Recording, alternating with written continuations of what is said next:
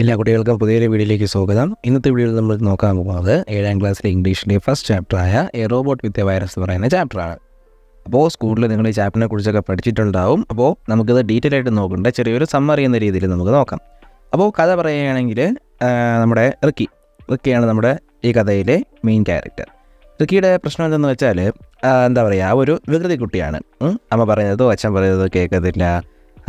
മുറിയിൽ ഡ്രസ്സുകളൊക്കെ അവിടെ വരച്ചിടുക, ഇവിടെ വരച്ചിടുക, ടോയ്സ് ഒന്നും അടുക്കി വയ്ക്കാതിരിക്കുക, അങ്ങനത്തെ ഒരാളാണ് നമ്മുടെ റിക്കി എന്ന് പറയുന്നത്. റിക്കി താമസിക്കുന്നത് വെച്ചാൽ ഒരു ഫ്യൂച്ചറിസ്റ്റിക് ഹോമാണ്. ഫ്യൂച്ചറിസ്റ്റിക് ഹോം എന്ന് വെച്ചാൽ എല്ലാ സുഖ സൗകര്യങ്ങളോടുള്ള ഒരു വീടിനെയാണ് ഫ്യൂച്ചറിസ്റ്റിക് ഹോം എന്ന് പറയുന്നത്. ഉദാഹരണം പറയുകയാണെങ്കിൽ നമ്മുടെ സാധാരണ വീട്ടിലുണ്ടാകുന്ന രീതിയിലുള്ള ഫ്രിഡ്ജ്, TV അങ്ങനെയുള്ള കാര്യങ്ങളുണ്ട്. അല്ലാതെ കുറച്ചുകൂടി അഡ്വാൻസ്ഡ് ആയിട്ടുള്ള കാര്യങ്ങളും അവൻ്റെ വീട്ടിലുണ്ട്. പക്ഷെ എന്നാലും അവൻ്റെ ഹാബിറ്റ്സ് എല്ലാം ഇവിടെ സ്ലോവർലി എന്നാണ് പറയുന്നത്. സ്ലോവർലി എന്ന് വെച്ചാൽ ഒരു അടുക്കം ചിട്ടയുമില്ലാത്ത രീതിയിലുള്ള ഹാബിറ്റ്സാണ് അവനുള്ളത്. റിക്കിയുടെ പ്രശ്നം എന്ന് വെച്ചാൽ അവൻ്റെ ബിലോങ്ങിങ്സ്, സാധനങ്ങളൊന്നും കളക്ട് ചെയ്ത് അടുക്കി ഒതുക്കി വയ്ക്കാറില്ല. എല്ലാം അങ്ങോട്ടും ഇങ്ങോട്ടും ഇടുകയാണ് ചെയ്യാറുള്ളത്. പക്ഷേ അവൻ്റെ അമ്മയാണ് പുറകെ നടന്ന് അവൻ്റെ ബിലോങ്ങിങ്സ് എല്ലാം കളക്ട് ചെയ്ത് ഒരിടത്ത് വയ്ക്കുന്നത്. അവൻ്റെ അമ്മ ബാങ്കിലൊരു മാനേജറാണ്. ഈ മാനേജർ അമ്മ രാവിലെ ജോലിക്ക് പോകുന്ന സമയത്ത് ലിക്കിക്ക് എന്ത് ചെയ്യുന്നു, കുറച്ച് ജോലികൾ കൊടുക്കുന്നു. എന്തൊക്കെയാണെന്ന് വെച്ചാൽ keep your school bag in the study റൂമിൽ സ്കൂൾ ബാഗ് വയ്ക്കുക, വാഷിംഗ് മെഷീനിൽ ഡ്രസ്സ് ഇടുക, ടിഫിൻ ബോക്സ് കഴുകുക, ടീഷർട്ട് അയൺ ചെയ്യുക, അതുള്ള ചെറിയ ചെറിയ കാര്യങ്ങളൊക്കെയാണ് അവൻ്റെ അമ്മ ചെയ്യാറുള്ളത്. അവൻ്റെ അമ്മ കൊടുക്കാറുള്ള ജോലികളെന്ന് വെച്ചാൽ.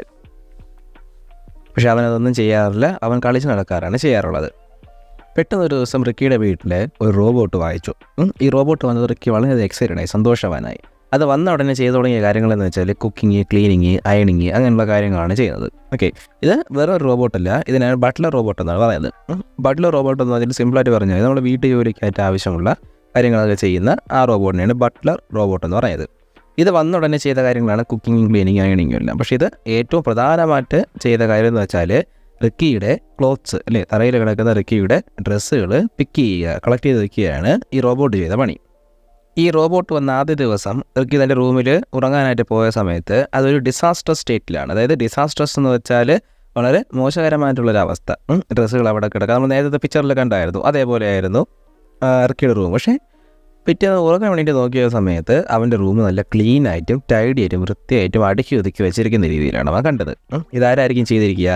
റോബോട്ടായിരിക്കും ചെയ്തിരിക്കുക. തൻ്റെ റൂമിനെ കണ്ട റിക്കി വളരെയധികം അത്ഭുതപ്പെട്ടു. അവൻ ചോദിക്കുകയാണ്, എത്ര മനോഹരമായിട്ടാണ് റൂം കിടക്കുന്നത്.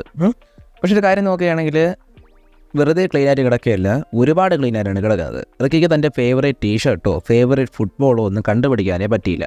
അവൻ്റെ അമ്മയോട് ചോദിക്കുകയാണ്, അമ്മേൻ്റെ ടീഷർട്ട് എവിടെ, അമ്മേൻ്റെ ഫുട്ബോൾ ഇവിടെ എന്ന് പറഞ്ഞ് അവൻ്റെ അമ്മയെ പെസ്റ്റർ ചെയ്യിക്കുകയാണ്, ശല്യപ്പെടുത്തുകയാണ്. അപ്പോൾ ഒരുപാട് അവൻ നോക്കി, അവൻ്റെ റൂമിൽ ഒരുപാട് അവൻ നോക്കിയിട്ട് അവന് കിട്ടിയില്ല. അവൻ ചോദിക്കുകയാണ്, എന്നിട്ട് എവിടെയായിരിക്കും എൻ്റെ ടീഷർട്ടും ഫുട്ബോളും പോയിരിക്കുക. ഒരുപാട് തപ്പിയിട്ടും റിക്കിക്ക് അവൻ്റെ 2 സാധനങ്ങൾ, ടീഷർട്ടും ഫുട്ബോളും കണ്ടുപിടിക്കാൻ പറ്റിയില്ല. പോരാത്തതിന് അവൻ്റെ ഒരുപാട് വസ്തുക്കൾ പിന്നെയും കാണാതായി. അതായത് ഫുട്ബോളും ടീഷർട്ടും കൂടാതെ ഒരുപാട് വസ്തുക്കൾ കാണാതായി. അപ്പോഴാണ് അവൻ്റെ റോബോട്ടിന് നേരെ ഒരു സസ്പീഷ്യസ് എന്ന് വെച്ചാൽ സംശയകരമായിട്ടുള്ള ഒരു നോട്ടം തുറിച്ചവൻ നോക്കിയത്. I think it's handy work, ഇത് അവൻ്റെ പണിയായിരിക്കാം റിക്കി ചിന്തിച്ചു.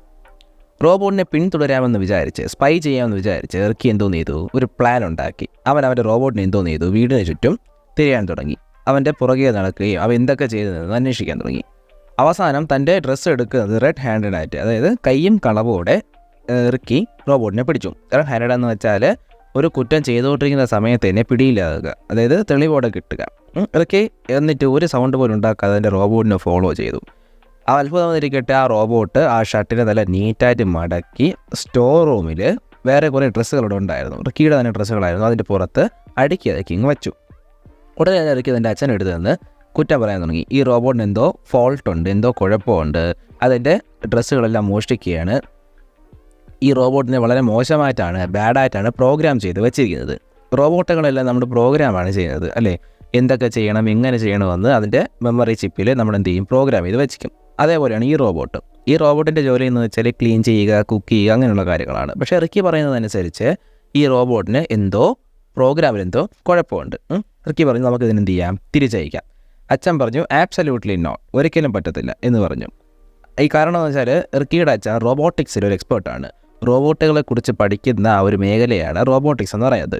ഓക്കെ, അവൻ്റെ അച്ഛൻ പറഞ്ഞു, ഈ റോബോട്ട് വന്നത് കാരണം എനിക്ക് വളരെ സന്തോഷമാണ്. ഇതൊരു ഡ്രീം കം ട്രൂ. നമ്മൾ കാണുന്ന സ്വപ്നം നമ്മൾ നടക്കത്തില്ലേ, അതേപോലെയാണ്. ഇപ്പോൾ വീട്ടിലൊക്കെ റോബോട്ട് വരിക എന്ന് വെച്ചാൽ നമ്മളെല്ലാവരും സ്വപ്നമല്ലേ, നമ്മുടെ ജോലികൾ ചെയ്യാനായി റോബോട്ട് വരിക എന്ന് വെച്ചാൽ, അതേപോലെയാണ് ഇവിടെ പറഞ്ഞത്.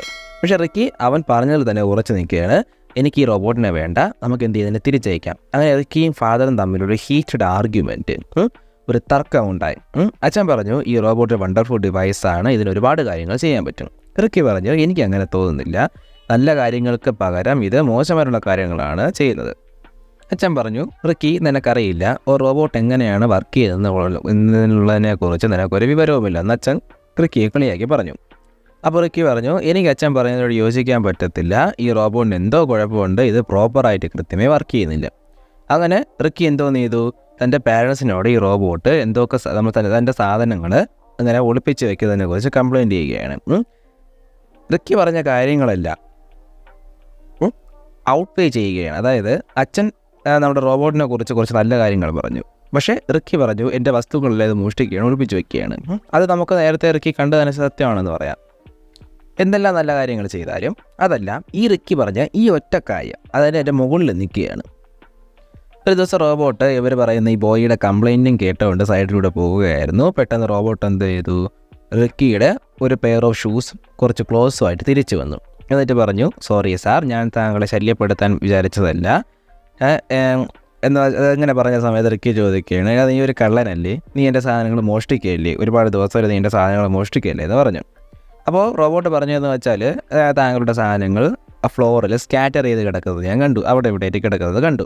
അപ്പോൾ ഞാൻ വിചാരിച്ചു താങ്കൾക്കത് ആവശ്യമില്ല, എന്നെ പ്രോഗ്രാം ചെയ്ത് വെച്ചിരിക്കുന്നതെന്ന് വെച്ചാൽ ആവശ്യമില്ലാത്ത സാധനങ്ങൾ കളക്ട് ചെയ്യുക എന്നതാണ്. ഓക്കെ, ഞാൻ എന്ത് ചെയ്യും, രാത്രി ഈ സാധനങ്ങളെല്ലാം കളക്ട് ചെയ്തിട്ട് അത് ആവശ്യമുള്ള ഹ്യൂമൻസിന്, അതായത് ഡ്രസ്സുകളോ ടോയ്സോ ഇല്ലാത്ത ആൾക്കാർക്ക് ഞാൻ എന്ത് ചെയ്യും, കൊടുക്കും. ഞാനൊരു മാക്സിമം എഫിഷ്യൻസി മെഷീൻ എന്നാണ് ഇവിടെ പറഞ്ഞത്. മാക്സിമം എഫിഷ്യൻസി മെഷീൻ എന്ന് വെച്ചാൽ തന്നെ ഏൽപ്പിച്ച കാര്യങ്ങൾ വളരെ കൃത്യമായി ചെയ്യുക. അതായത് ഇപ്പോൾ റോബോട്ട് ഒരു ബട്ട്ലർ റോബോട്ടാണെന്ന് പറഞ്ഞു, സാധനങ്ങൾ വേസ്റ്റ് ആക്കാതെ കുക്ക് ചെയ്യുക, അധികം ചിലവ് വരാത്ത രീതിയിൽ ഇലക്ട്രിസിറ്റി യൂസ് ചെയ്യുക, അങ്ങനെയുള്ള ചെറിയ ചെറിയ കാര്യങ്ങളൊക്കെ ഇല്ലേ, അതേപോലെയാണ് ഈ റോബോട്ടും. മാക്സിമം എഫിഷ്യൻസി റോബോട്ട് എന്നാണ് പറഞ്ഞത്. ഇത് ചോദിക്കും, സാറിനത് അറിയില്ലായിരുന്നോ എന്ന് അഭിമാനത്തോടെ പ്രൈഡായിട്ട് റോബോട്ട് റിക്കിയോട് ചോദിക്കുകയാണ്. റോബോട്ടിന് ഇമോഷൻസ് എന്ന് പറയുന്ന കാര്യങ്ങളില്ല, സന്തോഷം ദുഃഖം അങ്ങനെയൊന്നുമില്ല, ഇത് വെറുതെ കഥാകൃത്ത് വെറുതെ കൊടുത്തിക്കുന്നേ ഉള്ളൂ. ഇപ്പോൾ റോബോട്ടിന് അഭിമാന എന്ന രീതിയിൽ ഇവിടെ പറയുന്നതെന്ന് വെച്ചാൽ റോബോട്ട് ചെയ്ത കാര്യങ്ങൾ നല്ലതാണെന്ന് കാണിക്കാൻ വേണ്ടിയാണ് ഇത് ഉപയോഗിച്ചിരിക്കുന്നത്. റിക്കി ഇത് കേട്ട് വളരെയധികം നാണം കെട്ടു.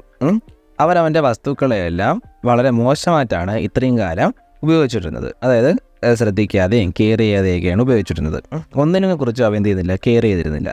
എന്നിരുന്നാലും അവൻ്റെ ഈ സാധനങ്ങൾ മറ്റുള്ളവർക്ക് വളരെ ആവശ്യകരമായിട്ടുള്ള സാധനങ്ങളായിരുന്നു. റിക്കി എന്തെന്ന് വെച്ചാൽ അതിനുശേഷം തൻ്റെ വസ്തുക്കളെല്ലാം വളരെ നന്നായിട്ട് റിക്കി കെയർ ചെയ്യാൻ തുടങ്ങി. അപ്പോൾ അതിനുശേഷമാണ് റിക്കിക്ക് മനസ്സിലായത് ഈ റോബോട്ടിന് ഒരു കുഴപ്പമില്ല, ബ്രോക്കൺ അല്ല, മിസ്പ്രോഗ്രാംഡും അല്ല, അതായത് തെറ്റായിട്ടുള്ള ഒരു കാര്യവും ഈ റോബോട്ടിനില്ല, നല്ല രീതിയിൽ പ്രോഗ്രാം ചെയ്ത് വെച്ചിരിക്കുന്ന ഒരു റോബോട്ടാണെന്ന് പറഞ്ഞു.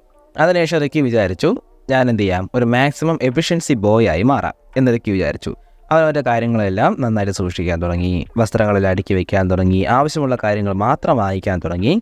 ഇതിലെന്തോന്ന് ചെയ്തു, തൻ്റെ പോക്കറ്റ് മണി മാസാമാസം തനിക്ക് പാരൻസ് തരുന്ന പൈസയിൽ നിന്ന് കുറച്ചെടുത്ത് ആവശ്യമുള്ള സാധനങ്ങൾ വാങ്ങി ആവശ്യമില്ലാത്തവർക്കല്ല, ആ സാധനങ്ങൾ ഇല്ലാത്തവർക്ക് കൊടുക്കാൻ തുടങ്ങി. അപ്പോൾ ഇതാണ് ഈ കഥ എന്ന് പറയുന്നത്. അപ്പോൾ ഇതിൻ്റെ ഒരു എന്താ പറയുക മെയിൻ തീം അല്ലെങ്കിൽ ഇതിൽ നിന്ന് കിട്ടുന്ന ഒരു ലെസൺ പാഠമെന്ന് വെച്ചാൽ, നിങ്ങളുടെ വസ്തുക്കൾ എന്ത് തന്നെ ആയിക്കോട്ടെ, നിങ്ങൾ എന്ത് ചെയ്യുക, അത് നല്ല രീതിയിൽ വൃത്തിയായി സൂക്ഷിക്കുക. ആവശ്യമുള്ള സാധനങ്ങൾ മാത്രം വാങ്ങുക, ആവശ്യമില്ലാത്ത സാധനങ്ങൾ വാങ്ങിക്കാതിരിക്കാൻ ശ്രമിക്കുക. അതുപോലെ തന്നെ നിങ്ങൾക്ക് ആവശ്യമില്ലാത്ത സാധനങ്ങൾ ഉണ്ടെങ്കിൽ എന്ത് ചെയ്യുക, അത് ആവശ്യമുള്ളവർക്ക് കൊടുക്കുക. ഓക്കെ, അപ്പോൾ പെഡ്രോ പാബ്ലോ സാക്രസ് എന്ന് പറയുന്ന ആൾ എഴുതിയതാണ് ഈ കഥ. അപ്പോൾ ഈ വീഡിയോ നിങ്ങൾക്ക് ഇഷ്ടപ്പെട്ട് എന്ത് ചെയ്യുക, ലൈക്ക് ചെയ്യുക, നല്ല നല്ല കാര്യങ്ങൾ കമൻറ്റ് ചെയ്യുക, നിങ്ങളുടെ കൂട്ടുകാർക്ക് എന്ത് ചെയ്യുക, ഷെയർ ചെയ്ത് കൊടുക്കുക. അടുത്ത വീഡിയോയ്ക്കായി കാത്തിരിക്കുക.